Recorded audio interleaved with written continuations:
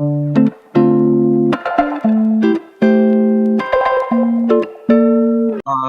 everyone. Welcome to today's Luohan Webinar. It's Xijie from Luohan Academy. So today we're very happy to have Professor Laura Veldkamp from Columbia University to talk about data and market power. So which is obviously a very important topic. There's a lot of debate on whether there's an increase in market power in the US and how does that relate to the information technology. So we are very happy to have Professor Veldkamp today to speak directly on this topic. So Professor Veldkamp is a professor of finance at Columbia University, Graduate School of Business, and she's the former editor of Journal of Economic Theory. Her research focuses on how individuals, investors, and firms get their information and how that information affects decisions they make and how those information affect the macroeconomy and asset prices. So recently, she has been working on the data economy, so which is going to be this paper you're going to see today. Prior to joining Columbia, she taught at NYU for 15 years, and she's a faculty research fellow for the National Bureau of Economic Research and the Center for Economic Policy Research, and the frequent consultant for New York and Minneapolis Federal Reserve Banks. And she's also the author of a textbook, Information Choice in Macroeconomics and Finance. So without further ado, please join me to welcome Professor Veldkamp from Columbia University. Professor Veldkamp, the floor is yours. Please go on. Thank you very much. And again, my apologies for my technical difficulties. So this is joint work with Jan Eekhout, who's at Pompeo Fabra. The next slide, please. Okay, so the big broad question, we'll attack a more narrow version of this, but the broad motivating question is, has big data made big high markup firms? So there's been a lot of discussion about this because there's lots of concern. We do know that data has economies of scale. And there's plenty of research that has documented that big firms benefit more from data. So Eric Brynjolfsson and a whole host of co-authors have measured this, and they've measured it not just in the context of the big five. It's not just about the Microsofts and Googles and Apples and Amazons of the world. We're talking about regular product firms too, firms that use data for regular data-driven decision-making to make themselves more efficient. So today I'm not really focusing on those. Well, we're talking about big data, but I'm not really talking about those biggest of big firms. They use data in slightly different ways. We're talking about large ordinary firms in a variety of industries. And so we're worried that data might give them more market power. So the standard measure of market power among macroeconomists and many IO economists as well is to look at markups. So the more specific question we're looking at is, what does data do to markups? Now, the first thing you might want to know is what has actually happened to markups empirically. And here the literature is a bit split. Market-wide markups suggest absolutely that there's rising market power. They've gone up enormously in the last few decades, and they're counter-cyclical. It's important, well, I'll come back to that later. But when you measure markups at a more disaggregated level, so at a product level, and you look at what is the markup on a specific product, a box of strawberries or, a board game or something like that, those don't look like they've gone up. They look much more stable. And furthermore, they look acyclical. So, Deloker, Eekhout, and Unger, Philippon and Gutierrez, Furman, Ortzag, Ramey, and Nakarda are just some of the people who've looked at, these markups and measured them at different levels of aggregation and come to very different conclusions. So we want to know how these things might be related. And our question is, if data-intensive firms grow bigger, how should that affect markups? Should we expect to see larger markups? And can data used for data-driven decision-making at the firm level help us to make sense of this conflicting evidence? So different markups and different trends and different cyclical behavior at different levels of aggregation. So key themes here are that there are competing effects of data on markups. So data will lower a firm's risk, but it will raise their market share. And these will have opposite effects on the level of their markup. And so those two forces are continuously competing in this model. But the other thing that's going on is that data will create markups that increase at higher levels of aggregation. And I'll argue that actually this difference between markups at a product level, a firm level, or an industry level are great measures to get at how much data does a firm have. Next slide, please. Great. So I'm first going to talk about modeling data. And the starting point for thinking about modeling data is the premise that data is information. Okay? It's digitized information. It's not an invention. It's not physical capital. It's not human capital in our minds, but it's information embodied in digital code. And this is important because information is a tool to resolve uncertainty. That's what information does. And so it makes sense that we've got to wrestle with uncertainty and preferences for risk if we're going to deal with an object, data, whose primary role is to resolve uncertainty. So we're going to model this as uncertain consumer demand for a variety of products. That's not the only uncertainty that a firm faces. That's not the only way one could model it. Turns out to be a particularly tractable way and will give us a lot of insights. But we can talk about different sorts of uncertainty that might arise and how data would affect those. But the second premise is that firms price risk. So I bet a bunch of you teach corporate finance, and if you do so, you don't need any more convincing than just that statement that absolutely firms price risk. In fact, we spend much of our graduate programs in business administration trying to teach students to price risk accurately, and then go out in the world and do that in the firms that they work for. But this is not a standard assumption in macroeconomics or in IO. So this will be a novel piece of the model with respect to those literatures. But absolutely managers do that, and we teach them to do it. Firms, third ingredient is that firms will choose an upfront investment, and I'll call that how big a factory to build. And building a bigger factory will have the advantage that you can then produce products at a lower marginal cost. And then they'll choose how many units of that product or those products to produce. Okay, so first, how big a factory, and then how many units to produce. But both of those are risky decisions because they don't know exactly what the demand for those products will be. So the second thing we'll go through, so that's about the model setup, and those are the essential features of it. Then we'll look at what are data's competing effects on markup. So growing big, yes? Is there a question? So can I ask one question regarding the kind of assumption here? So in your model, the data is assumption to resolve kind of uncertainty demand, right? Right. So then another thing that data could do, which is to kind of help you do innovation. Maybe right. that's a good. Kind of similar, but not the same thing. Absolutely. Yep. So I think when we start to think about data, this is kind of like physical capital. So you can use physical capital to build a factory to, produce widgets. You can also use physical capital to build a lab to do experiments, right? In the latter case, we call that R&D expenditures, and we tend to break them out as something separate. And we don't think of that as the primary role of physical capital, but it's surely important. I would encourage you to think about data in the same way. Most firms are using transactions data, right? That's what the bulk of this is. Who bought what, and what else did they buy in that cart, and how many cars were in that parking lot, and what, let's process the Twitter feed and so forth. This is not the stuff of innovations, right? We're not going to figure out how to build a better widget because we know that 47 cars were parked at Walmart yesterday, right?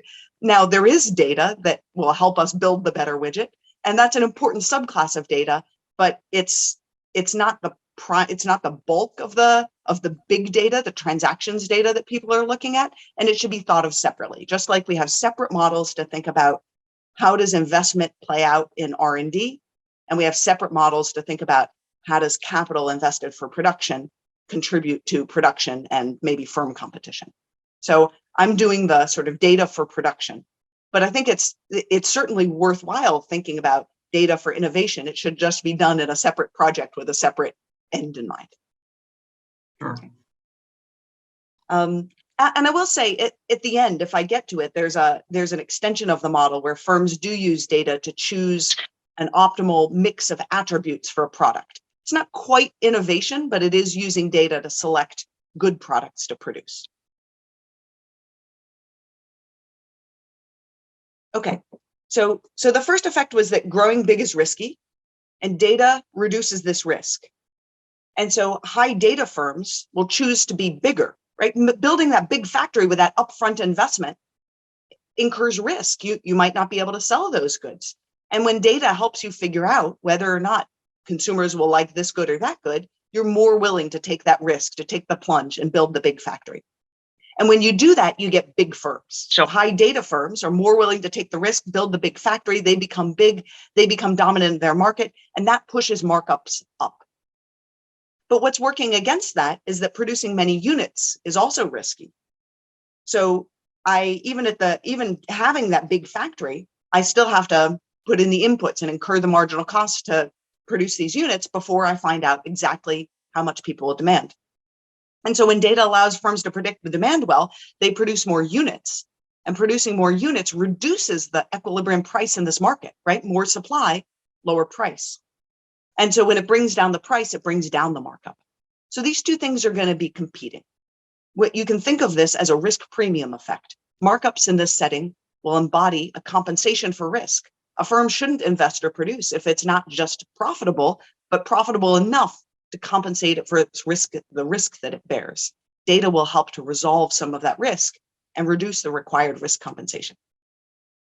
And then the final theme, main idea of this talk is that they're composition effects.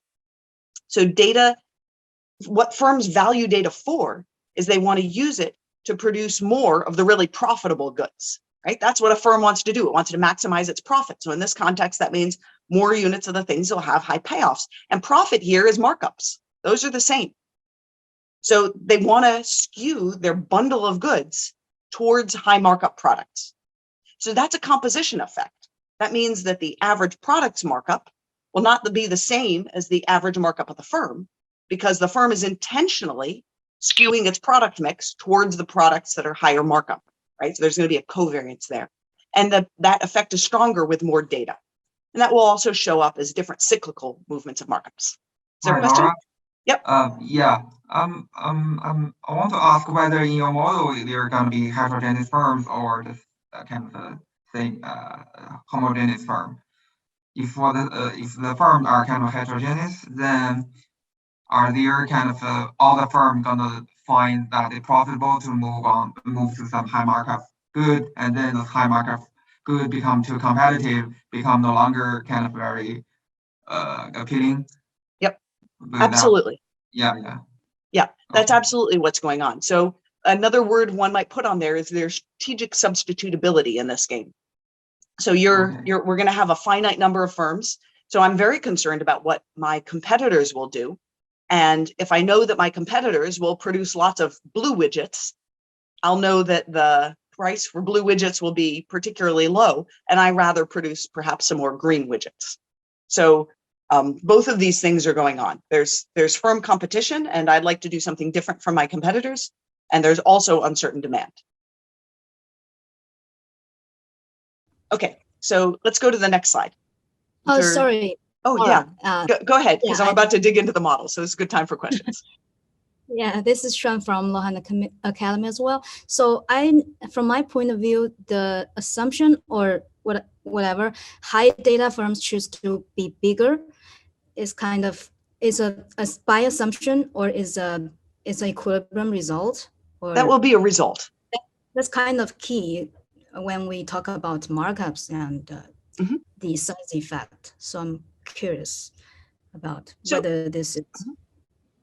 Yeah, I'll show you that result, and where this is just sort of a preview of the main results. I haven't shown you all the assumptions and the logic that goes in there, but you're absolutely right. That's key. And in some sense, we felt like that was the logic that was out there, that the model was sort of designed to embody. And then we found as a surprise that there were countervailing forces, of this risk premium falling, or more units produced that would work against that, so that it wasn't so clear that, we came in thinking, well, everybody's sort of worried about big data firms having market power, and that should show up as more markups, right? And so, in a way, the model is designed. It's not an assumption, but it's not a great leap of faith either. It wasn't a big surprise. I think the effects that are more novel and more surprising in this literature are, the countervailing effects and the different levels of aggregation that data affects those differently. Okay, sure. We will see later, right? Yes. Great. May I follow up a little bit? Of course. Yeah. Hi, Laura. I guess the reason why people asking this is when we have heterogeneous firms, in reality, a lot could change that might not be captured by a certain model.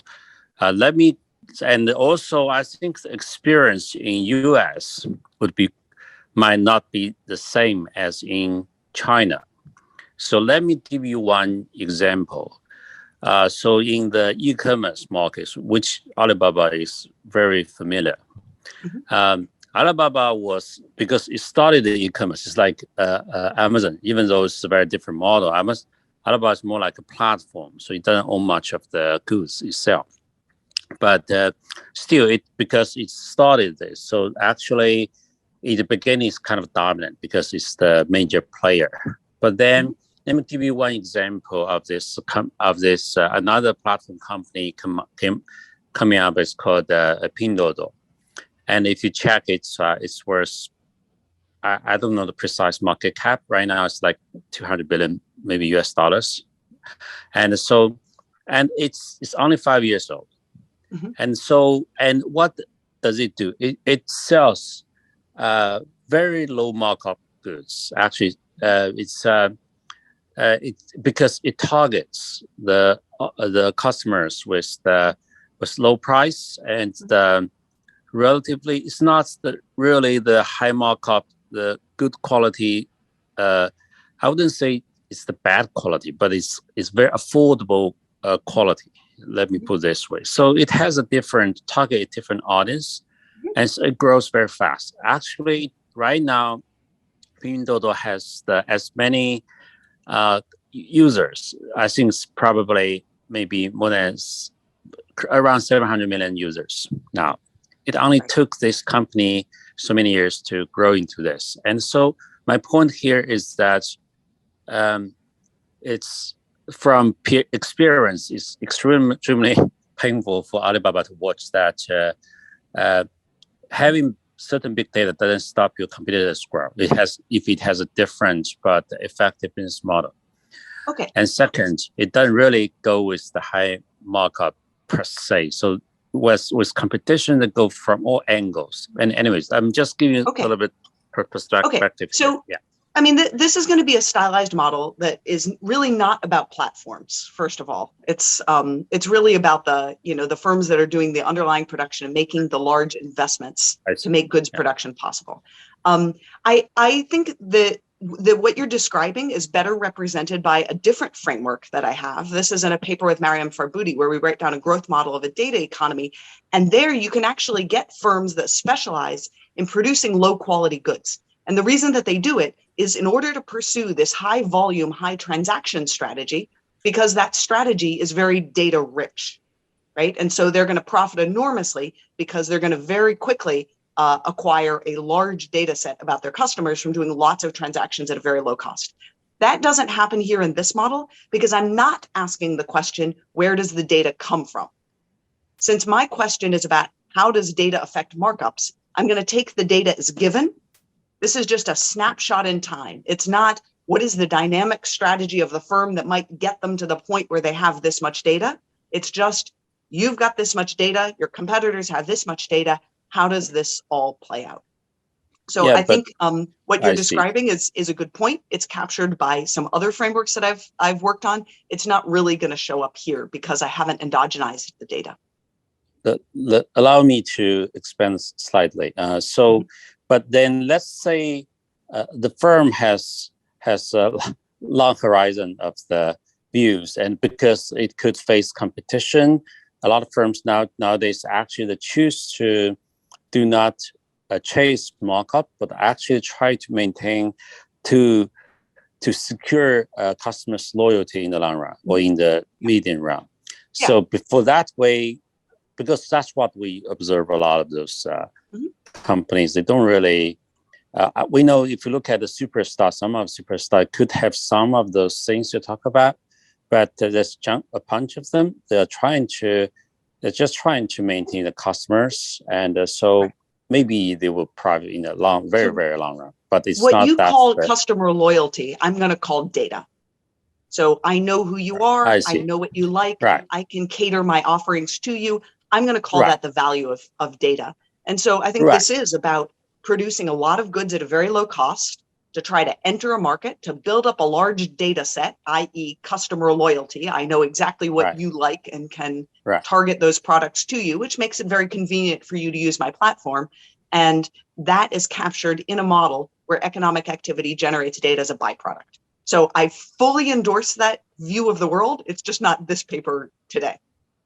I know. I'm just trying to add a little bit. So because we're trying to link the relation between the data and the markup. My point is that when a firm has multiple considerations, the link becomes weaker. That's fine. Yeah. Yeah. Okay. This is not incorporating the dynamic growth strategy of a firm. Right. This is going to be a one-shot game. I think there's still forces at play that should inform our thinking that will lead us to think that the relationship between data and markups is not nearly as simple as the common logic thinks of it. But I agree that going forward, this agenda should be fusing these things, right? We'd like to put in, dynamic firm competition and, take that model of a growth economy, which is a dynamic stochastic general equilibrium model with a recursive, value function for data, and firms can have these dynamic strategies with this imperfect competition, right? But before fusing them, it's good to understand each piece separately. So that's just where we are. This is just a young research agenda. And I'm delighted that you're eager to see it move forward, but I'm not there yet. Yeah, I guess I'm trying to express a desire that I would like to see our top data economists to capture the more complicated side of this, because from our observation of the reality, it's really there's a lot of fierce competition even among the companies using a lot of data, and from us, it's really just one dimension of the business model. And so, I agree with you. If we separate them, probably, obviously, it's the data is one of the scaling factor, but because of a lot of competition, so it's kind of very quite dynamic. I'm hoping that we can capture that. Yeah. I am happy to admit that this model, like every model, is wrong, but that some of them are useful, and I hope you'll find this one useful. Okay. Sure. Great. Okay, I'll stop you. Can we go on to the next slide? Yes, please. Sure. Go ahead. Great. So this is the model. So this is a simple, even a simplistic model.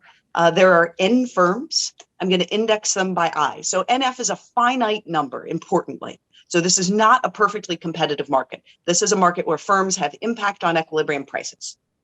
There's going to be a product space, and it has n attributes.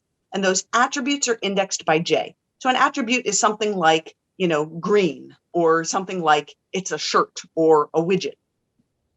Goods will be indexed by K, and goods are combinations of attributes. So a good is a bundle of attributes. So it has, weight 0.66 on green and weight 0.2 on being, a water bottle or something like that. And so these weights are A, J, K. For J, the attribute, and the weight good K on that attribute J.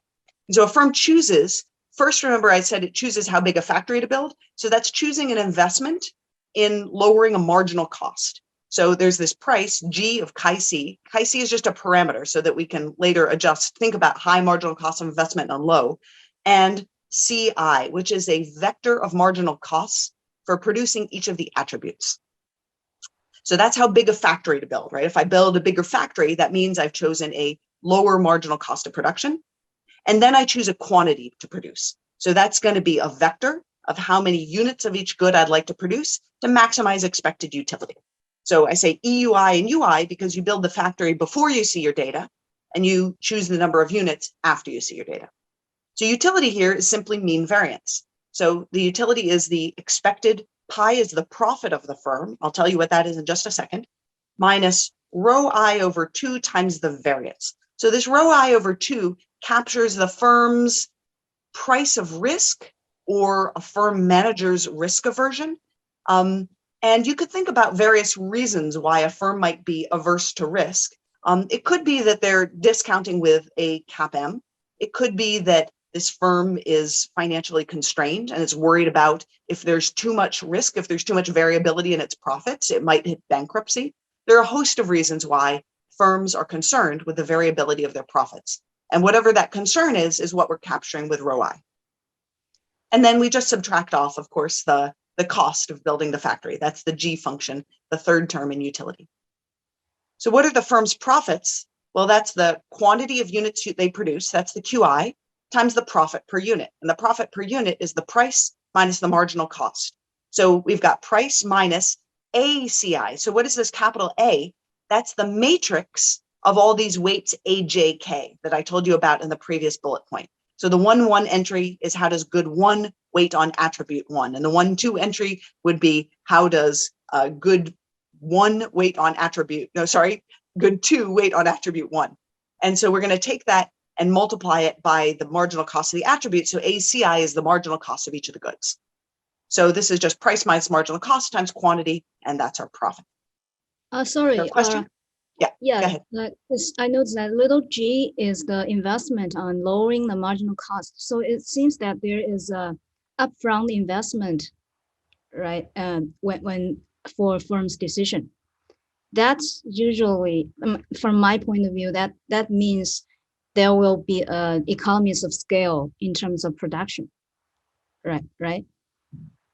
Because you have to make investments to ensure that you have a lower marginal cost. That usually encourages the bigger firms. I mean, firms have a tendency to grow in size in order to bring down the marginal costs. That's right.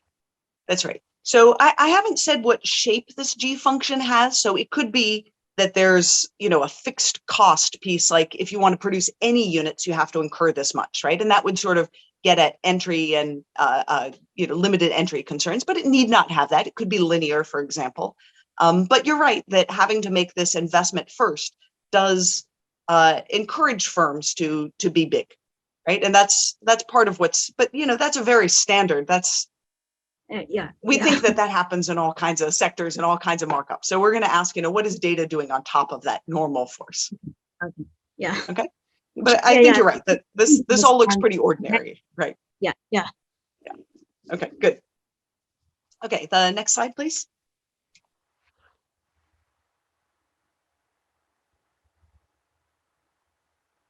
Great. Okay, so what's going on with demand and data? This is kind of the heart of the model. So customers' willingness to pay is going to decrease in the quantity that all firms produce of an attribute, right? So if everybody else, that's the question that came up earlier. If your competitors are producing lots of green widgets, maybe you don't want to produce lots of green widgets. That's where this comes in. So willingness to pay is this V that depends on some parameter, P lower bar. That's just how much do we like this attribute in general. Maybe, green is really, in fashion and purple is not. And so there's more demand for that. Then there's this random component BI. This is going to be firm specific. This is a modeling choice. It's not necessarily the most realistic modeling choice, but it's going to make the forces we talk about simple. And we could talk about what happens if we have different sorts of shocks in here. So let me come back to that one. But that's what data will be about, that random component of the customer's willingness to pay. And then that third term, the -1 over phi sum of the Q's, is simply capturing the idea that the willingness to pay is less if this market is flooded with this product, right? So if there are lots and lots of green sweaters out there, then the willingness to pay, you're going to have to, go way down the demand curve to find somebody to buy the, 207th green sweater. And so phi here represents a price elasticity of demand. So when we put more supply in the market, how much do we have to move the price to get people to be willing to demand that much more? So then the customer's value, this V tilde I is the value of an attribute, right? So how much I value green depends on how many green things are out there, and how much I value sweaters depends on how many sweaters are out there, and so forth. So the value of a good is simply the linear combination of the value of the attributes. So the value of the good VK is the sum of all these weights, AJK. How does good K weight on attribute J times the value of each of the attributes? So data here, what is its role? Well, it's informative about these demand shocks BI. So I'm going to endow each firm with NDI data points for firm I these data points will be independent across firms. Each data point, I'm going to index a particular data point. So one of those NDI data points has an index Z, and that particular data point is BI, because that's what the data is about, plus some noise, right? We don't want any data point to perfectly reveal these demand shocks, otherwise you'd have nothing more to learn. So that noise is EIZ, and it's normally distributed mean zero variance sigma. And so a firm's information set will be, well, we've got each of these signals indexed by Z. They get to see 1 to NDI of them. That's each of their signals. We're also going to let firms see everybody else's signals. They're not that relevant for this firm because a firm's trying to forecast its own BI and not everybody else's BI in order to determine its willingness to pay. But what this does is it means that I'm not uncertain about what my competitor will produce. If I can't see my competitor's data, I've got to estimate what my competitor will produce. And I won't know it for sure because maybe they'll produce more than I thought they would because they saw some positive signals that I didn't know about. That's an interesting effect, that strategic uncertainty, but it wasn't at the heart of what we wanted to get to. So there are versions of this model that we solve in an appendix that have that strategic uncertainty. All of the effects I'm going to talk about are still present in that model, but there are additional terms and additional effects that are present as well. And those are interesting, but they're not the subject of this paper. So we kept the model simple by making, really what we're doing here is we're making a distinction between, this paper is not about information asymmetry. You don't need information asymmetry to get any of these effects to come out.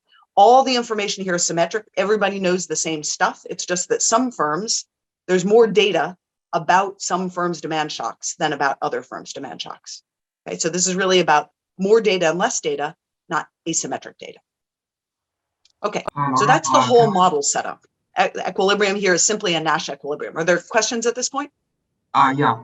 Can I ask one question regarding the timing of the model? So the firm observes this data first, and then kind of make the expectation about what's going to happen? They will first choose the size of the factory to build. When they do that, they know how many data points will be available, but they don't know exactly what those data points are. You could reverse that. It wouldn't do very much. The reason you don't reverse that is that it then makes the marginal cost a random variable, because what marginal cost the firm chooses will depend on what data realizations they saw. And that creates a little bit of just computational complexity to have that random variable in the denominator of the markups. So there's no big economic reason or importance to that. It just keeps things a little bit simpler. So we have the firm chooses how big a factory to build, then knowing how many data points they'll see, but not what the realizations will be. Then they observe their data, and then they choose the quantity of each good to produce. Okay. Yeah, I think there's a question from Daniel. Mm-hmm. Yeah, Daniel. Hi, Laura. It's Dan Treffler. We haven't met. It's great to see you. And thank you. I'm not sure if this is relevant to your central thesis, but I'll put it out there. Jess Perla has a point about data in which he argues that my having data really precludes you from using my data. That is to say, if I use my data to get somebody to buy my jacket in marketing, that person is not going to buy a second jacket.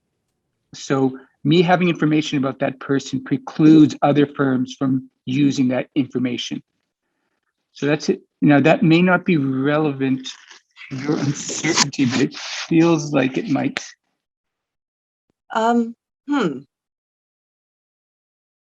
Yeah, firms here are not going to use any other firm's data because I am trying to figure out my demand shock BI. My demand shock is independent from your demand shock.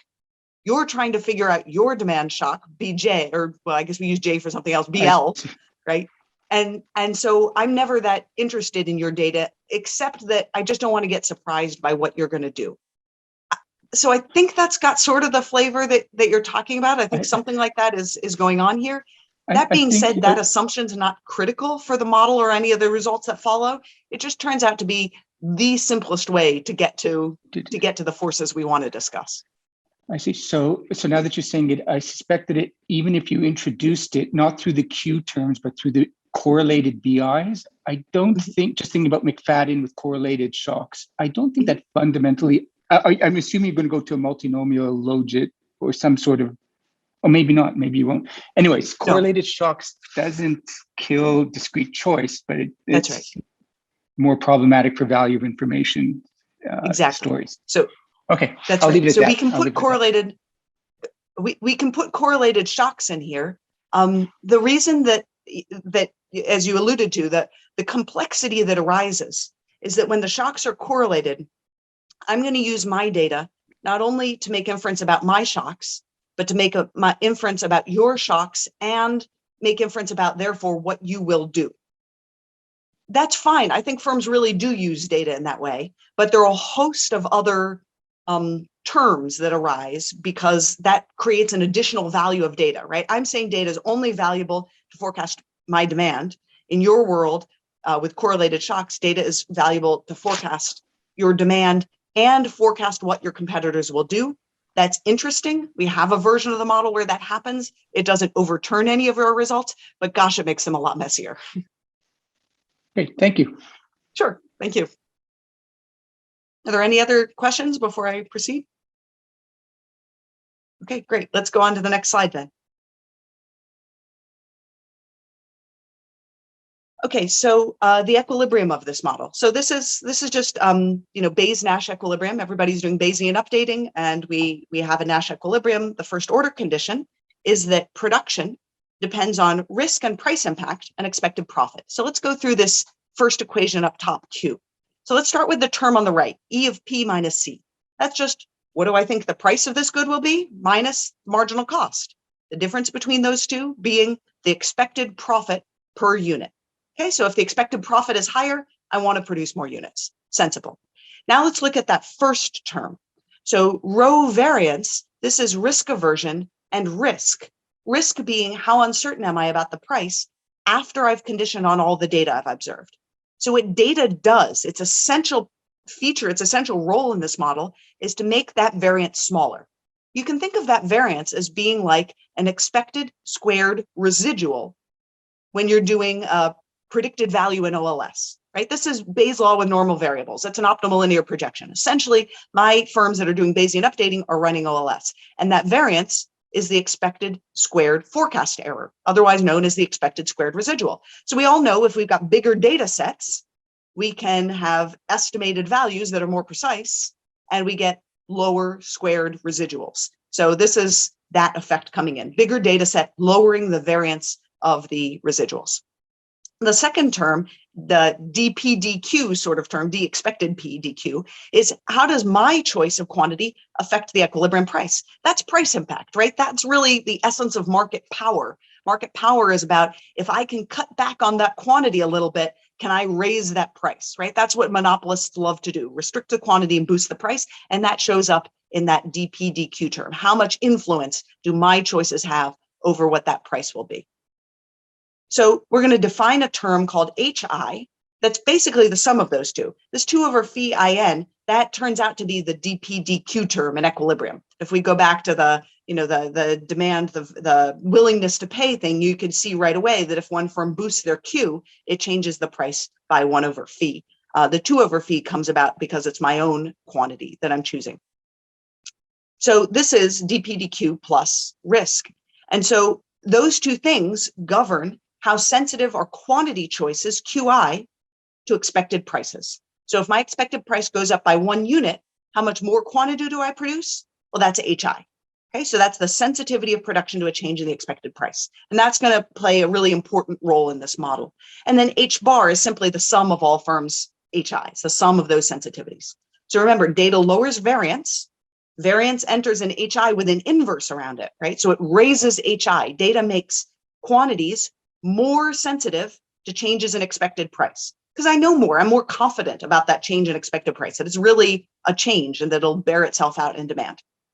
And so data HI also governs the covariance between quantities and prices, right? Making quantities more sensitive to changes in expected prices means it's achieving a higher covariance between quantities and prices. So that's an effect that's going to come back later. We're going to see a covariance QP term, and I want you to remember data raises the covariance. That's its role. It makes quantities more sensitive to changes in price.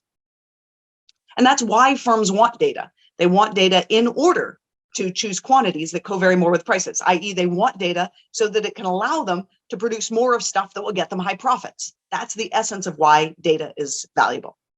Okay, so then, we pin down the price with aggregate demand equals aggregate supply. That's just writing out that equilibrium condition. That's how the price is determined.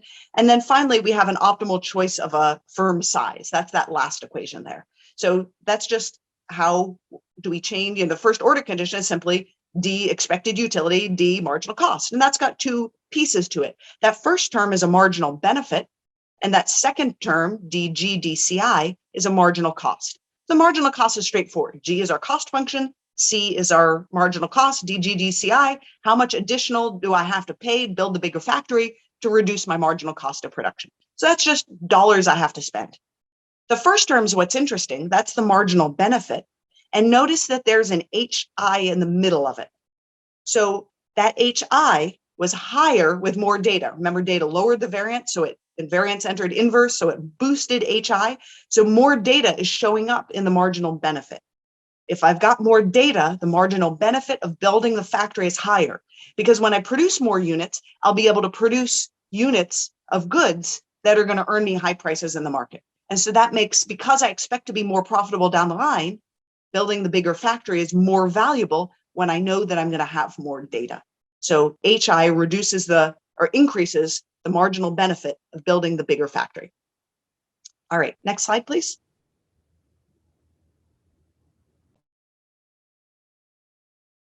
Okay, so now we can ask, what is a product markup? So the product markup is defined on that first line, that MP, and it's simply the expected price divided by the marginal cost. Okay, so I'm going to think of the product markup for product K. That's what the K is there. So this is the price of K and the marginal cost of K. So that thing has an expression in equilibrium. To help you understand what that expression means, let's ask the question, what makes product markups large? So the first thing that makes product markups large is having lots of valuable attributes. So that's that first term in parentheses, the AKs times P lower bar. P lower bar was this parameter that said, essentially, like, how much do I value this attribute, right? This was like, if I like green better than purple, then green stuff's just going to achieve a higher price on average, and everybody knows that. So if I produce goods with high loadings, high AKs on valuable attributes, the P lower bars, I'm going to get higher markups. That's kind of always there. That one's not that interesting. What's more interesting is low price elasticity of demand. If I've got low fee, that turns out to make, that's the price elasticity and the willingness to pay. That makes the H and H bars lower, and that makes the markup decrease. So, the markup is decreasing in H. So having lower H's raises the markup. So if I've got inelastic demand, I can charge high markups because, well, when I raise my price, I won't lose too many customers. Okay, that's also a standard effect in market competition. But the last piece is the data piece. So scarce data or a high price of risk, a high rho. So high rho times variance. High variance means data is scarce. That makes the H's low, which makes the markups high. And so what we're learning is that last term is really about, encapsulates a risk premium, where if there's lots of risk and I'm averse to that risk, I'm going to want to earn a higher markup for that product in order to make me willing to produce it. When data resolves some of that risk, it reduces the required risk premium, and the markup comes down. So Laura, Yep.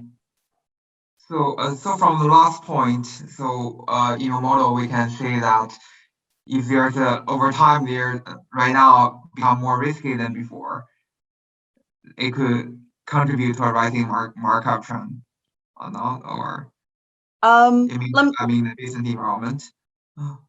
So as we're going to see, having more information has competing effects on markups. I don't know whether it should make markups higher or lower.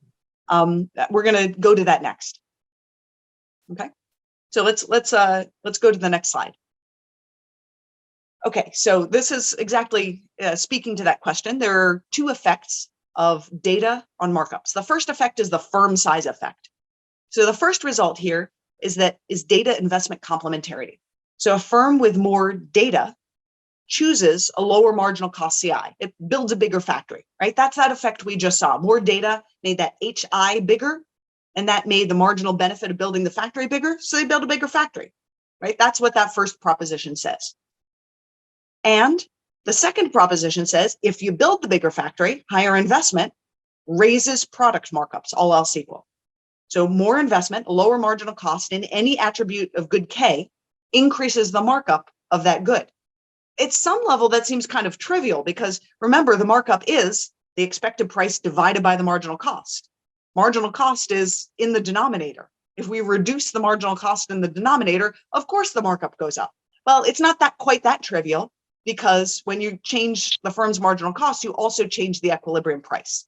So what this result shows is that when you reduce the marginal cost, some of that is passed on in the form of a lower price, but not all of it. So the product markup goes up. And you can see that happening in these three plots here. So as we go to the right, this is firms having more signals. So firms with more signals through the firm size effect have larger markups, but they have lower prices, right? Because what they're doing is investing in building a factory that can produce more cheaply. So they can produce at lower costs. So they can produce and still have a lower price. It's just that the marginal costs here are falling by more. And because the marginal costs fall by more than the price, that's what makes the markup go up. And the next slide, please.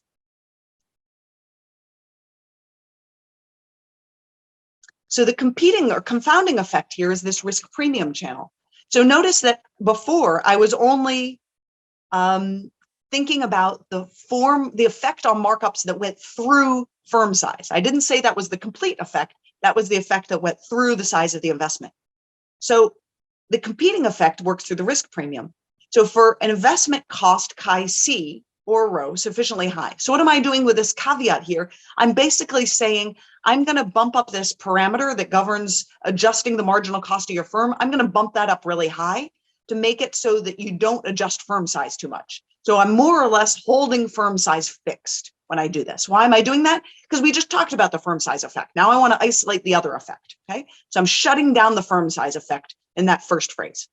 So when I shut down the firm size effect, an increase in any firm's data about any attribute of K reduces the markup of good K.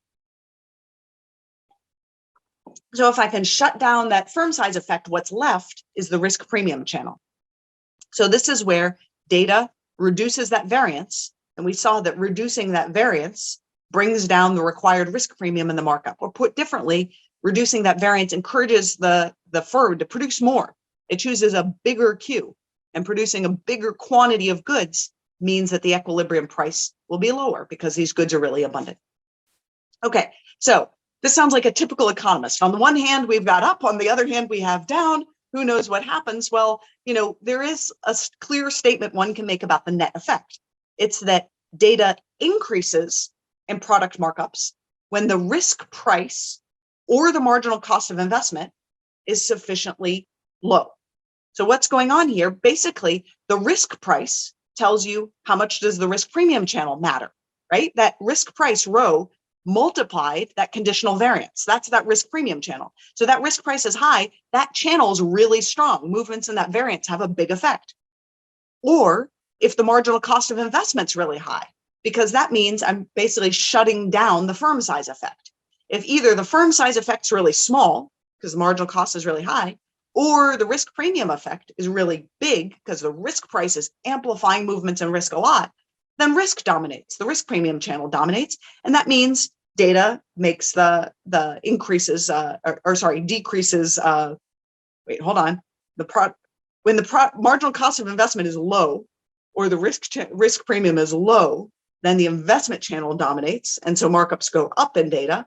When the risk price is high or the marginal cost of investment is high, then the risk premium channel dominates. And so then markups come down in data. But it's just a sheer competition between risk premium and the marginal cost of building a bigger factory. So at least it tells us what is it that we need to look at industry by industry if we want to know how does data affect markups. We got to look at the competition between those two forces. Next slide, please.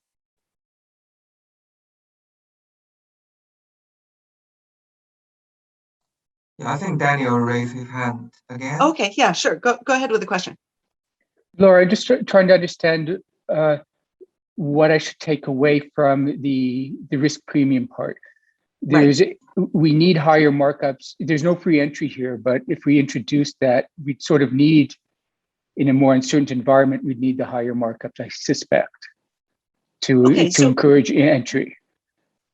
Sort of. So what do policymakers take away from this result? Okay, so two things.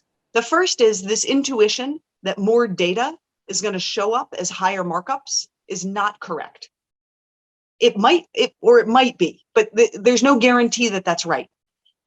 And that has to do with point number two, which is one of the things that these literatures have been missing is that markups are also compensation for risk.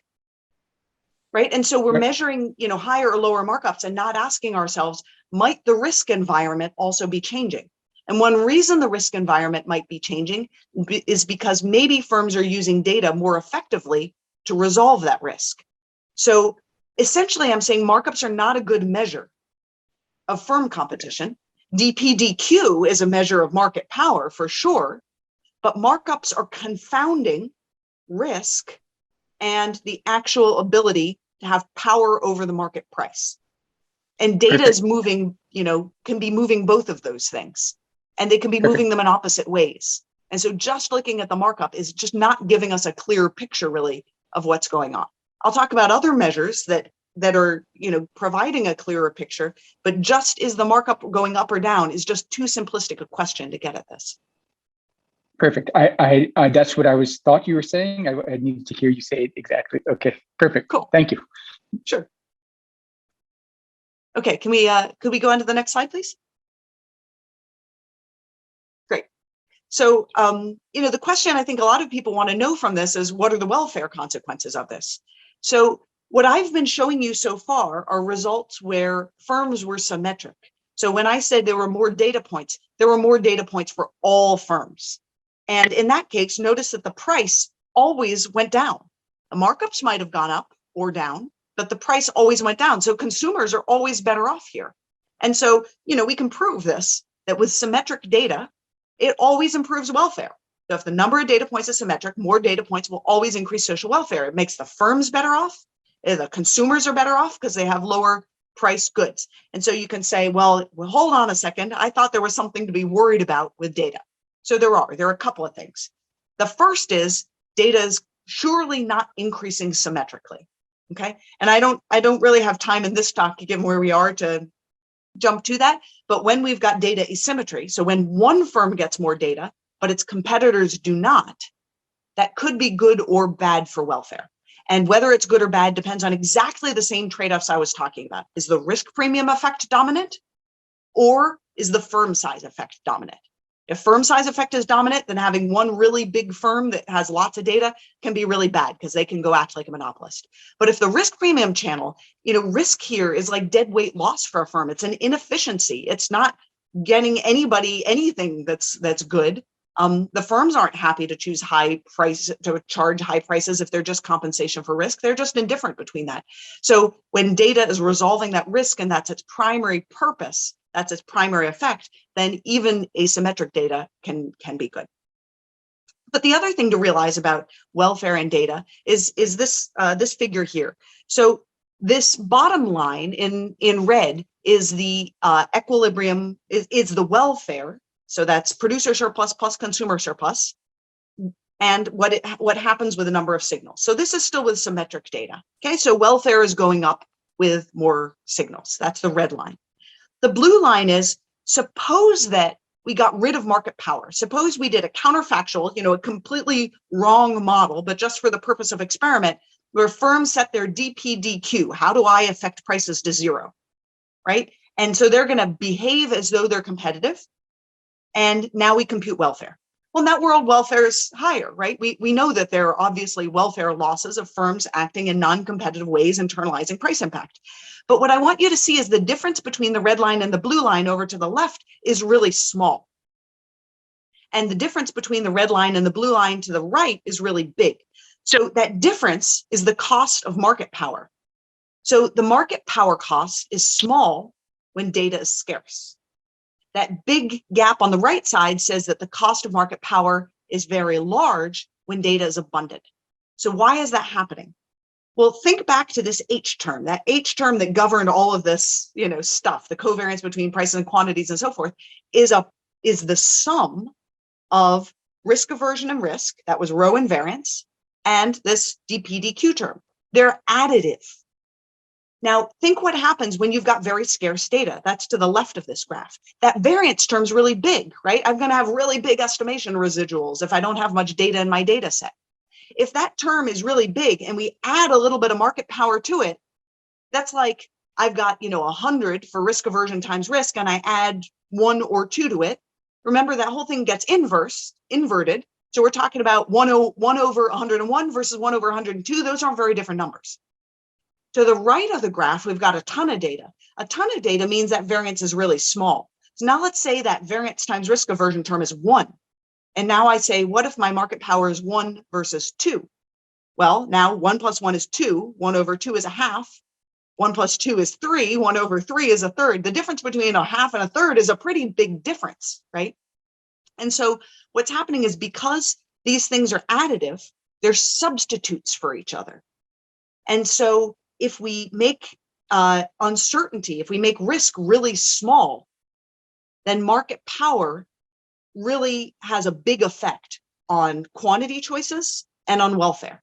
So that suggests that as firms are accumulating more data, and we're moving to the right on the graph over time, we should be more concerned with market power, because in the past, maybe market power wasn't such a big deal because if risk was so huge, then the effect of market power on top of that was relatively modest. Okay, next slide. Sorry, Laura, just for clarification. So Sure when thing. you talk about the scarcity of data, do you mean the kind of comparison between rho and chi-c? Because when you just, in your last proposition, you just separate the size effect and risk premium effect. And you say that when chi is big enough, actually there's only risk premium effect. Right. But it seems that in your graph here, something is pinned down so that the other side of the story shows Right. up. So I'm holding fixed here the rho and the chi-c. And what I'm varying is NDI, the number of data points that all the firms get. I see. So Okay. I'm giving, when we go to the right, I'm giving all the firms more data points. And what that's doing is it's reducing the variance. So then rho and the chi-c are kind of medium. There's no extreme cases, say both effects exist. They could be at any level and we would still have this effect arising. So no matter how big or small chi-c is, it is still the case that welfare goes up. This isn't about markups anymore, right? This is not the level of markups. So markups would go up or down depending on what rho versus chi-c is. Welfare is always going up. And the reason is because the price is always going down, right? Even in that scenario where the firm built a big factory and then charged high markups, the fact that they built a big factory meant that they could produce really cheaply. And so the price is actually lower. Even though the markup is bigger, the price is lower. And because the price is lower, the welfare is higher. Consumers are still happier with firms having more data because it helps them to choose to build a big factory and lower the marginal cost. Does that make sense? Yeah, maybe we'll see later because it's a bit complicated here. Yeah. Well, if in the last two slides, the markup went down in one case and up in the other, but in both cases, price went down. Mm-hmm. Right? Yeah. That's what's similar about them. This welfare effect depends on the price, not so much on the markup. Welfare is going up because the prices all went down. And that doesn't depend on how big the firm investment marginal cost and the risk premium is. I mean, obviously the exact numbers on this graph, we chose some parameters. That's not that relevant. These always go up. Okay, we always get this divergence for any set of parameters. I guess as long as rho is greater than 0. I can't have 0 risk aversion, then this falls apart. Okay. Hi, Okay. Laura. Yep. I just want to clarify that for the welfare, you mean the social welfare, including consumers' welfare, right? That's right.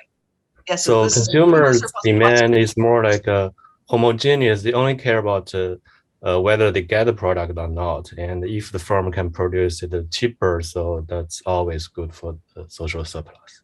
That's right. This is always good for social surplus. That's exactly right. Okay, thank you. Okay. Next slide, please.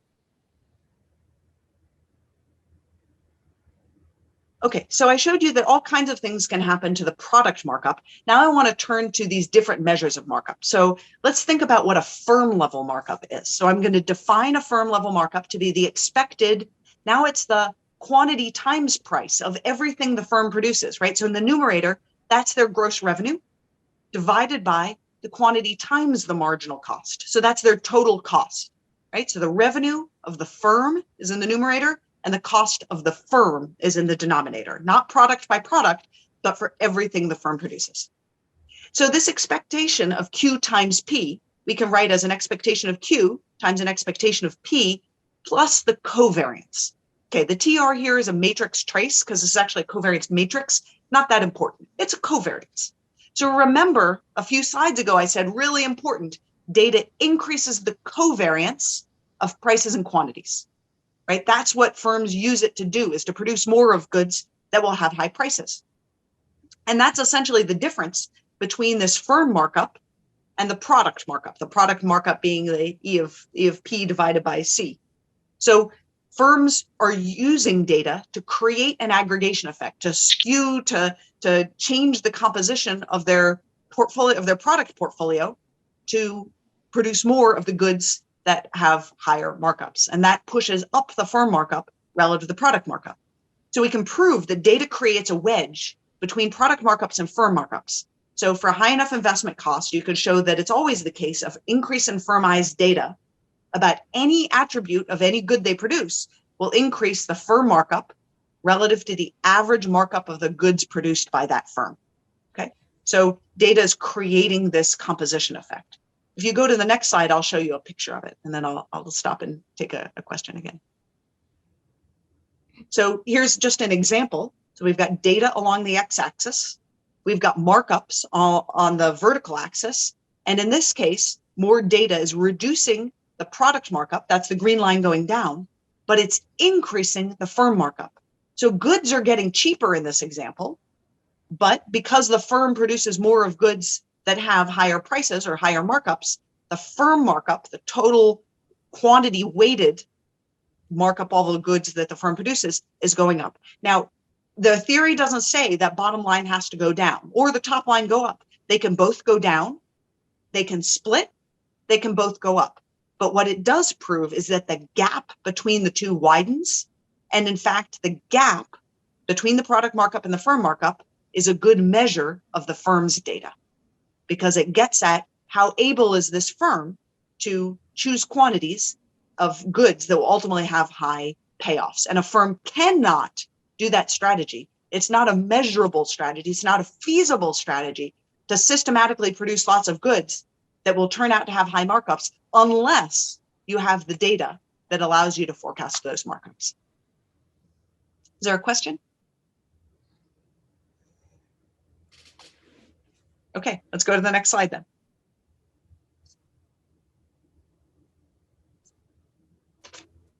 Okay, so that's firm markups. Firm markups are the total revenue and the total cost of the firm, and they get higher when there's that covariance. When the firm produces more of high markup goods, that increases the firm markup, and data allows them to do it. So now we're thinking about the industry markup. So the industry markup, this MM, is that numerator is where this is E of Q times P is still the total revenue of each firm I, but now we're summing it over all firms I in the industry. So the numerator is the total industry revenue, and the denominator, E of Q times C, summed over all firms, is the total industry cost. So this is the same as writing the firm markup, MFI, with a weight, and the summing that over all firms, where the weight is the expected total cost of expected cost of firm I relative to the total cost of firms in the industry. So this is a cost-weighted industry markup. We can also look at a sales-weighted industry markup, and we'll see similar effects. And in fact, we're working on showing proving there's a divergence between the two. But the point here is that high data firms, remember, they chose greater size. That was the data investment complementarity result. So choosing greater size means their weight is going to be bigger because they choose bigger Qs. And high data firms have high markups. We learned that from the previous result. They use data to skew the composition of their goods towards those high markup goods. So now we're systematically weighting high markup firms by more. So we've now got another aggregation wedge that's arising because the cross-firm aggregation weights, these WIMs, co-vary with the firm markups. And so the average firm's markup will look less than the markup of the industry, measured at the industry level. So we can prove this data creates a wedge between the firm and the cost-weighted industry markup. For a high chi-C, an increase in firmized data about any produced attribute increases the expected markup of the industry relative to the average markup of any firm in that industry, because we weight the high markup firms more. The weighted average is bigger than the unweighted average. Next slide, please. So here's where you can see this visually. So now in this case, the product markup is in green. That's in this example, that's going down in data. So that means that goods are being produced more cheaply. That's the risk premium effect dominating. The middle line is more or less stable. That's the firm level markup.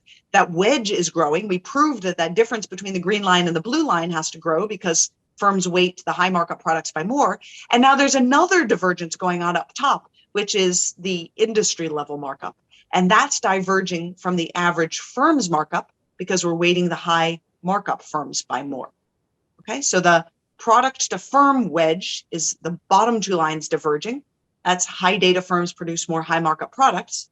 The firm to industry wedge is the difference between the top two lines, and that's high data, high markup firms producing more, the investment data complementarity. And next slide, please. So we see these wedges show up in the data. So this is a figure from De Loker, Eekhout, and Unger. Those bottom three lines, the blue and black ones, are measured at a more disaggregated level. This is more like the average firm markup. And that red line is like the industry markup, where large firms are weighted more. And notice that they're diverging. So De Loker, Eekhout, and Unger argue that 2/3 of the rise in aggregate markups, industry level markups, this top red line is what people are raising alarm bells about market competition, what they're looking at and saying, my gosh, those markups are exploding and markets are becoming less competitive and so forth. 2/3 of that rise comes from the aggregation weights. It comes from the fact that there are a few large firms charging high markups that are getting weighted by more. But the average firm markup looks much more modest in its change. So that's exactly what's going on in our model, except that this is now adding the fact that, when I showed those three lines diverging, it's saying the top two, most of the action is in there. And that bottom one accounts for at most 1/3 of what's going on. Can you change the slide, please? Advance one slide. Great. So then the last piece I want to talk about is cyclical markups. So how are markups changing over time? And there's a dispute going on here. So Mark Bills wrote in the mid-'80s very influential papers arguing that markups are countercyclical. And when he did that, he measured them at a pretty disaggregated level, firm/product level. And that's been really important because countercyclical markups are essential for new Keynesian models to work. But then Ramey and Nicarta came along recently and said, there's no evidence of countercyclicality in markups. What are you talking about? But they're measuring markups differently. They're measuring them at a more disaggregated level, closer to the product level. And so they say, new Keynesian models are built on this faulty foundation and Bills is all wrong. And so these authors are arguing with each other, but we're going to come along and say, actually, both of you could be right. So how do we think about cyclical fluctuations? Well, let's suppose that recessions are times when demand falls, but demand variance or uncertainty rises, right? And so there are lots of measures showing that all kinds of uncertainties go up or all kinds of cross-sectional variances go up in recessions. So it seems like a reasonable way to capture it. If those assumptions are correct, then both of them can be right, okay? Because the markups, what we can show is that the markups diverge. The product, firm, and industry markups diverge when volatility goes up. That's in recessions. It implies we can get product markups that are flat or even pro-cyclical, and we could get firm or industry markups to be counter-cyclical. Could you go on to the next slide? So here's an example of that. So in the bottom, we've got product markups. So to the right here is higher uncertainty, that's recessions. And to the left here, this is booms. So we've got product markups that are going down in recessions. That's the green line. That's pro-cyclical, right? They're going up in booms, down in recessions. Those are pro-cyclical product markups. But at the top, we've got the firm or industry markups. In this case, firms are symmetric. So firm and industry markups are the same in this example, but they're going up in recessions. And remember that there's always divergence with more data, but this is saying there's also divergence with more uncertainty. So why does that happen? Well, remember that these differences between markups measured at really granular levels and the more aggregated markups depends on a covariance. Depends on a covariance of how much is produced and what are the prices. But covariances generally get bigger when variances get bigger, right? The correlation might be the same, but for a bigger variance, the covariance is higher. And that's exactly what's on the x-axis is variance, right? Recessions are highly volatile times. And so in these volatile times, there's more scope for higher covariances. So you can think of this as if I'm really uncertain about whether green sweaters or purple sweaters will generate lots of revenue, there's going to be an enormous difference between the price I'll get for each of those kinds of sweaters, then getting it right with data has enormous significance. And the difference between the average product markup on the green sweater and the purple sweater is going to be very different from the markup of the firm that knows that green sweaters are actually much more profitable to produce and produces a bundle of them, right? So because there's more divergence, because demand shocks are more variable, because there's more cross-sectional heterogeneity in the demand across products, that allows for them to be more of this aggregation effect, more of the composition effects. Composition effects can be more powerful. And that's what's going on in recessions as we move to the right on this graph. Yeah, Laura, I think this may also be true not only for the kind of cyclicality, but also for the long term. If we think right now at the IT age, things moving very quickly, the demand thing became very uncertain, then in that regard, the DeLocker's finding may just be explained by the rising uncertainty, right? Or it could be. That trend could be the result of more uncertainty. I agree. Yeah. Right. So it could be more data. It could be more uncertainty. But, we didn't design the model to explain any of these facts. And it turned out that when we started looking at what is the evidence of markup, what does our model predict? And what's the evidence out there, that there are all these nuances to the evidence that depend on exactly how it's measured. And those nuances show up in our model in ways that could be explained easily, by forces like more uncertainty or more data, or recessions are times with more dispersion of shocks. Next slide, please. Okay, so I guess I promised if I got here, I'd talk about firms using data to choose just the right goods. So I just want to give you a sense of what that model extension might look like. So so before, remember, the weights, the AJKs were fixed. Good K had these weights on attributes, right? And we took that as given. A firm could choose to produce more of one good versus another, but what constituted a good was given. That's exactly what we're relaxing here. So now a firm is going to choose the weights on a good. They're going to choose their location in the product space. Okay, so those A's, those weights of firm I's product on each attribute J are a choice variable. So the firm is I'm going to have to impose that those weights add up to 1, because otherwise I don't have a meaningful distinction between quantity and the weights. Okay, so that's just a technical detail. So now the firm is going to choose weights. That's a vector of weights for firm I. How much do I want my product to load on each one of the attributes in the product space, and a quantity of those goods to produce. And we've got exactly the same objective. Oh, I guess, did I write it a little bit differently here? Okay, but this is still expected profit minus risk aversion over 2 times the variance of that profit minus the investment cost. I just substituted in quantity times profit per unit times the AI. So you can see where the AI enters. It enters because it governs both what will the price be, right? There'll be different prices for different attributes. And so my good that's a bundle of attributes will get different prices depending on which attributes I choose, but they'll also have different marginal costs, right? Different attributes have different marginal costs. So that A in the production problem is that choice variable.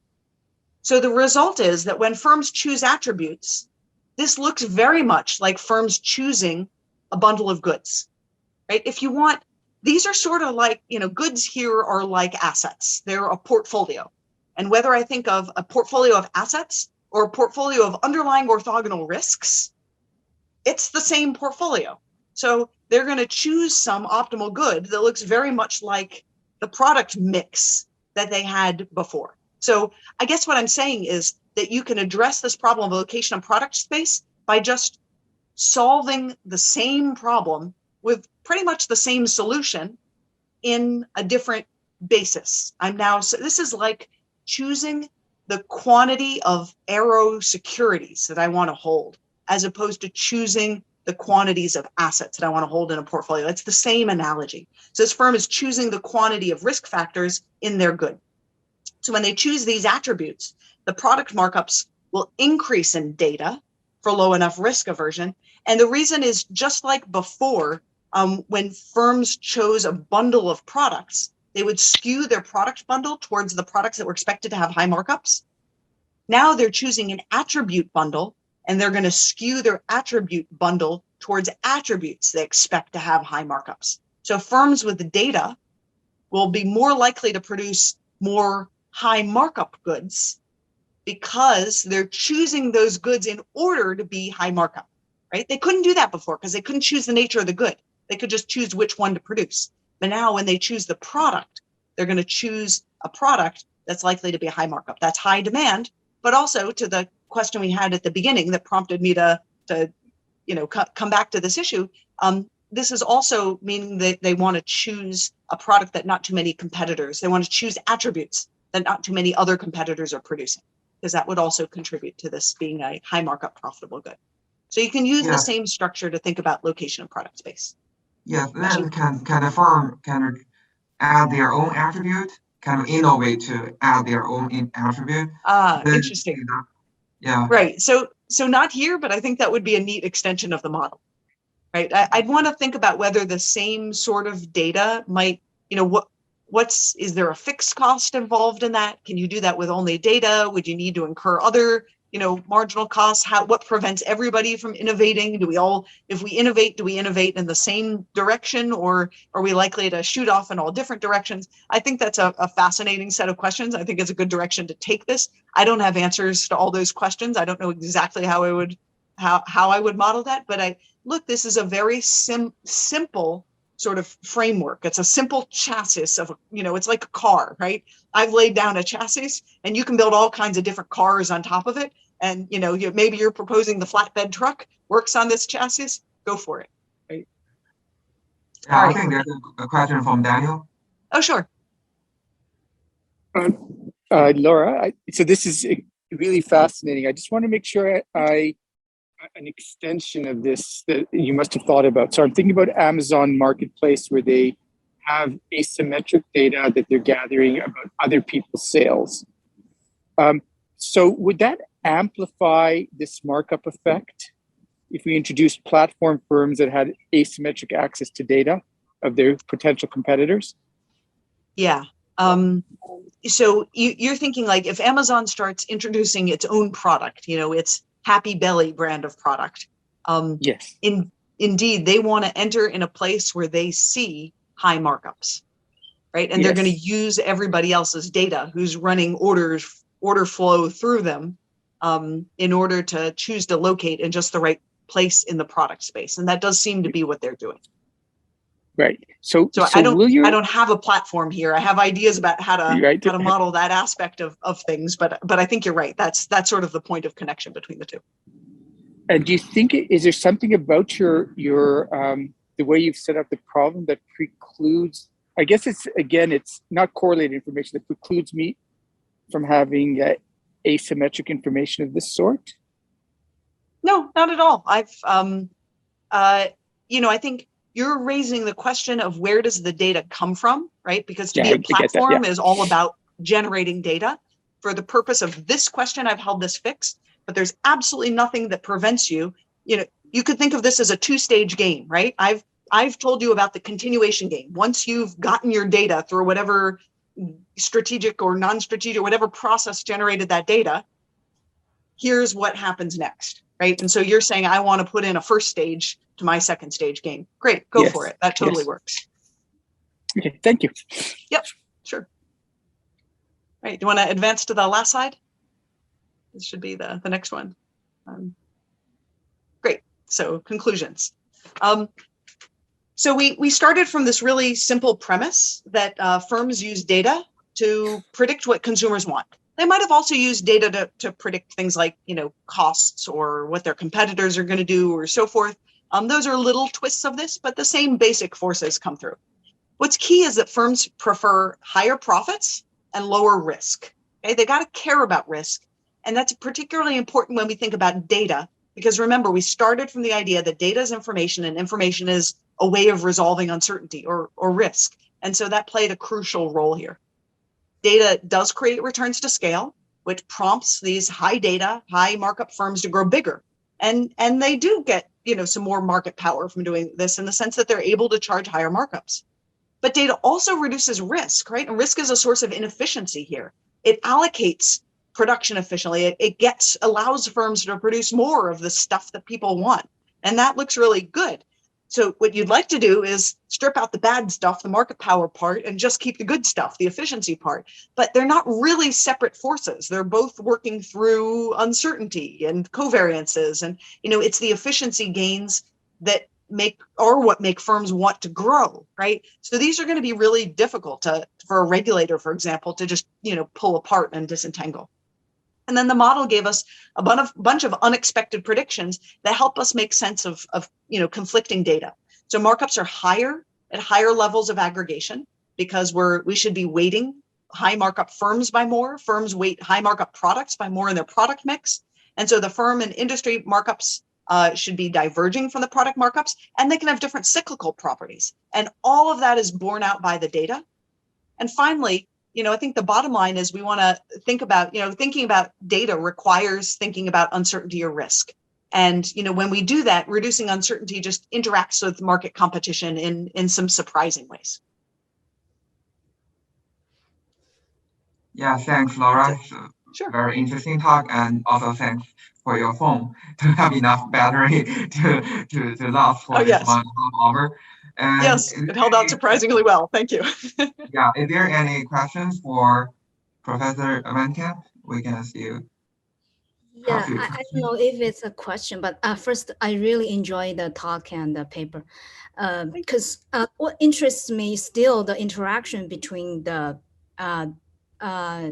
uncertainty reduction effect and the size effect. Because I think if I understand correctly, the key is that when you have more data points, say you have more data, then kind of the marginal benefit of data to reduce the uncertainty is lower. And then when we have the cost reduction function, then you have to invest more. That's how we link the size of the firm with the data, that if I understand correctly. So, but I'd like to ask one question is that what if the other side, so the cost reduction effect is gone? Because when we talk about traditional industries, this kind of thing might be true, that you have to invest upfront, you have to make upfront investment to bring down the marginal cost.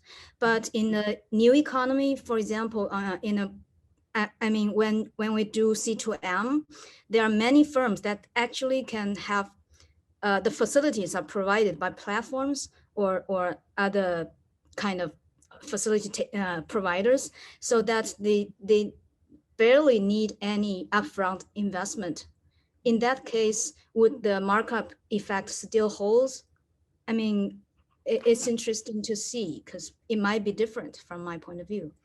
Right. So if you didn't have that upfront investment cost, or were very cheap to adjust, then the risk premium effect would dominate. That means that markups should go down with more data, but you're still going to get all these divergences, right? These composition effects will arise regardless of whether the product markup goes down in data or up in data.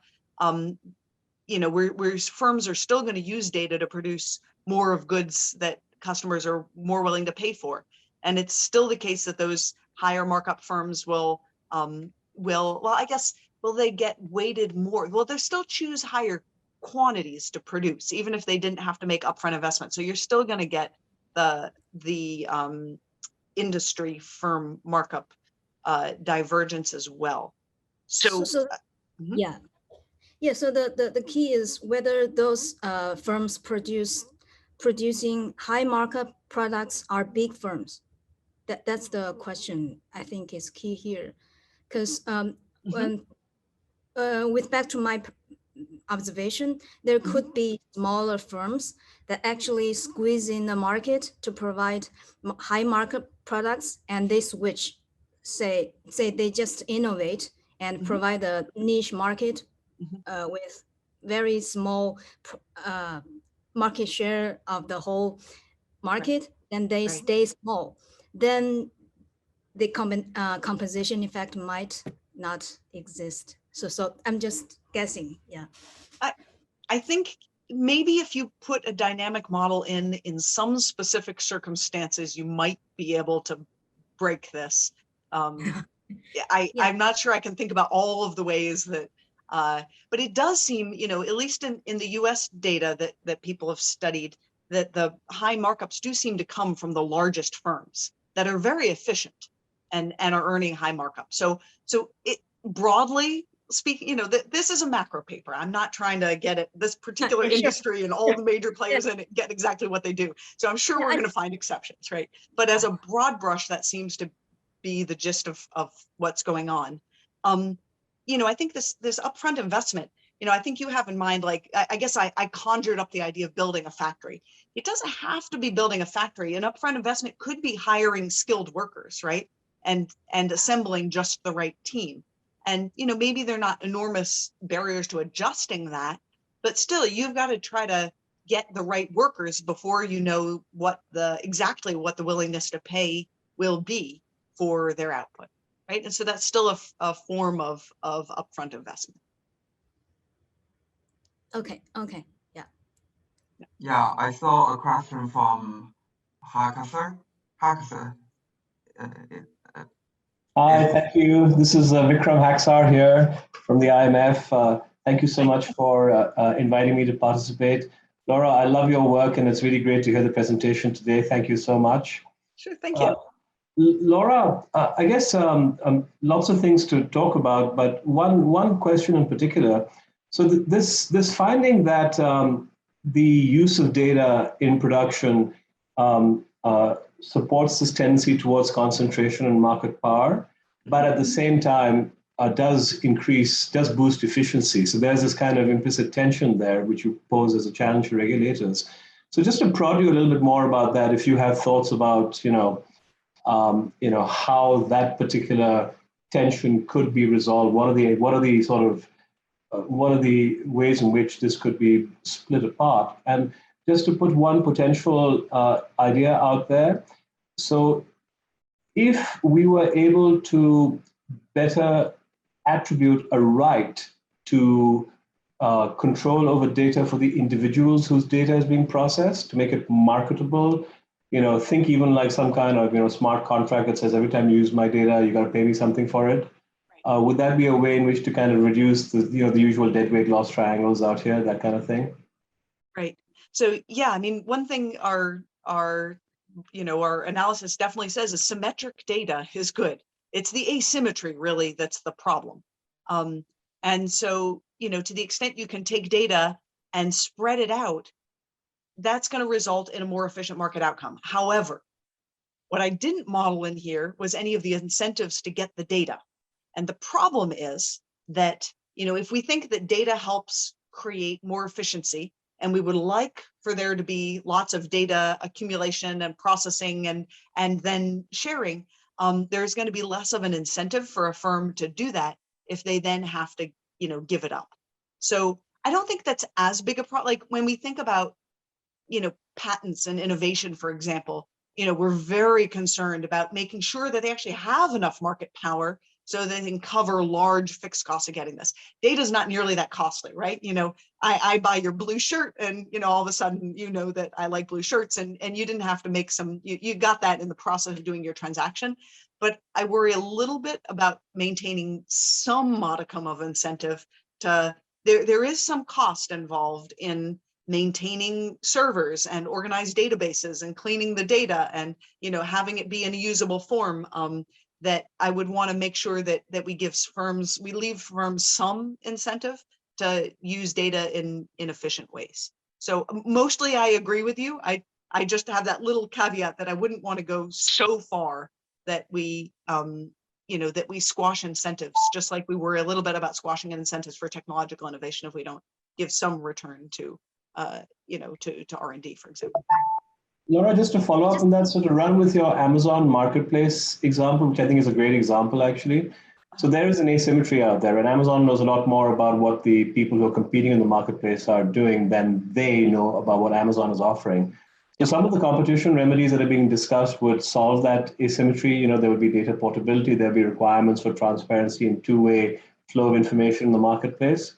Mm-hmm. I guess those would probably be solutions to the kind of problem that you are identifying. Without, Amazon will still have they'd have the advantages of having the computing power, the agglomeration, the human capital to analyze and do predictive, analytics. So that would preserve the incentive for their innovation, I would just imagine, right? I think so. I think there's enough left there that Amazon will still want to keep innovating in this space and finding new ways of, accumulating, analyzing, and using data efficiently. I think so. I'd have to know more about exactly, I don't think we need to leave them a ton of incentives. It's not as big a problem as, R&D and innovation, but I'd want to be careful that we left a little something there on the table for them. I'd have to get into it sounds okay, but I don't know exactly the details enough to say definitively, but I think you get hear what the trade-offs are. Well, I have just a small comment for this topic. Based on your model, my understanding is that there's, symmetric world is too ideal in the sense that the quality or the data points in your model is actually the value of data. So it's a combination of amount, quality, and ability.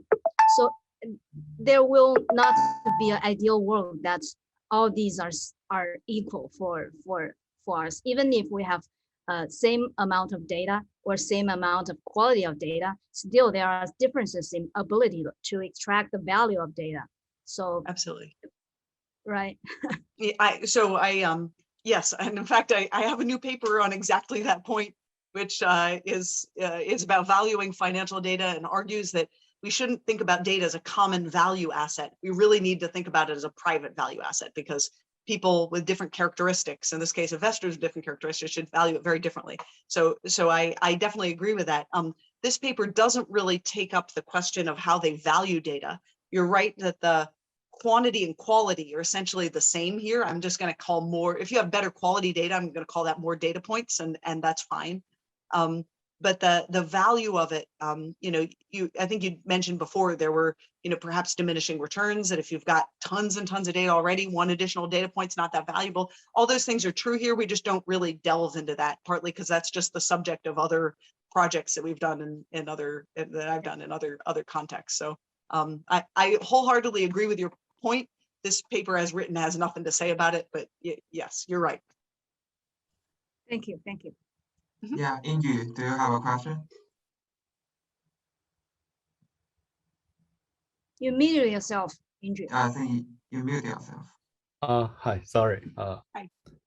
Yeah, actually, it's not an exact question. I enjoy the model a lot. I understand that you capture the important forces behind this theme. And I think my take is that two main assumptions. One is that firm value risk and data can significantly reduce the risk. And also there are investments which can reduce the marginal cost to play a very important role to derive the result. You also, you explained that first, this is a snapshot of the world, and but it also seems that including investment in this snapshot is a little bit it seems not so persuasive to me.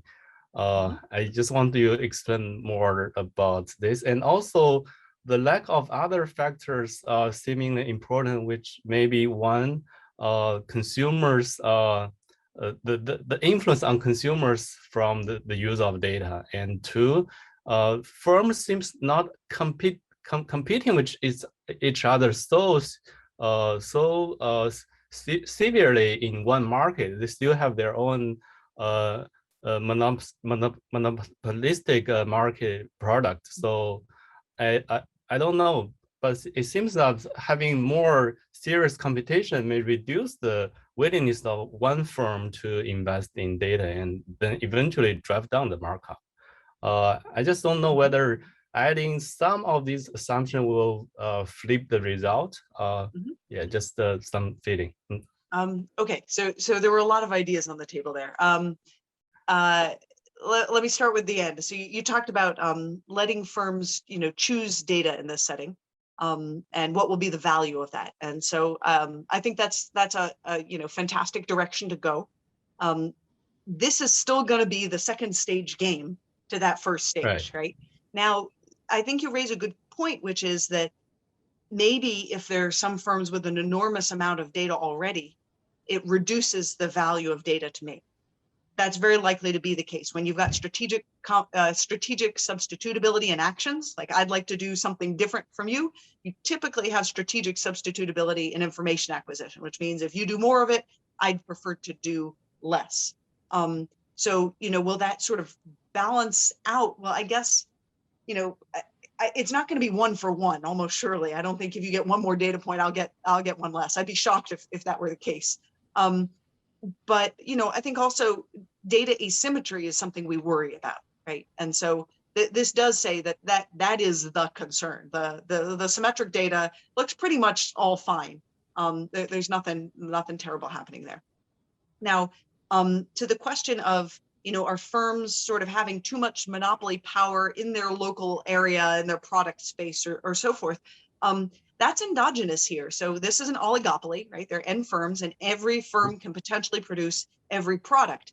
Now, if there's a product that loads heavily on an attribute that just has outsized benefits, then all the firms are gonna, even though they prefer to produce other products, there are gonna be such enormous gains to that one product that they're gonna cluster very tightly in that area. If not, if the products are sort of more equal in their value, you're likely to see sort of, more spreading out. So that's really, that's not something that does happen or doesn't happen. It happens under some conditions. I think, did that touch on all the points that you raised? Yeah, sure. Thank you. A lot of okay, sure. discussion already beyond this paper. Thank you. Okay. Yeah, I saw Meta James raise his hand. Yeah. Thank you very much, and thank you, Laura. Actually, I just want to. Actually, it's not a question. Actually, as I know, for a model, I mean the source of the data is from the real use case, and the model need to be verified or to be adjusted or to be corrected by the real result. So I am thinking whether you have taken into your account that sometimes when I'm checking, I found that the model itself may affect the real result. So because a model means a proposition for a data processing method. So I'm thinking maybe we need to think about whether the model itself can affect the output of this model in the real use case. Yeah, so this is just my thinking about this. Thank you. Certainly the model is intended to influence how we measure. I would say that this model is not so much about will this happen in reality? That's a, to figure that out, we need to fuse model and data, but rather if we see these effects, how might we interpret them? Is an increasing markup prima facie evidence of there being more data, right? And our answer was emphatically no. That is, those are not logically tightly linked to each other. Could be, but it could just as well go the other way. So I guess, when I think about will the model influence the outcomes, I don't think of it as much as the outcomes, but how we interpret those outcomes, what sort of logical deductions we make from the evidence that we see. Thank you very much. Okay, so I think any more questions? Yeah, because our time limited, so maybe I ask one last question. There's one last question from the audience. So can your PPT be shared in the chat box? Oh, can can the slides be shared? Is that what you said? Yeah. Oh yeah, yes, I'm happy for you to send the slides to whoever. I'm doing this from my phone, so that's not so easy for me to put a file in the chat box from. And I will share it for you. So again, yes, thank you very much. Sure. Thank you, Laura. Thanks everyone for coming. Hopefully we're gonna see you in our upcoming events. See you. Great.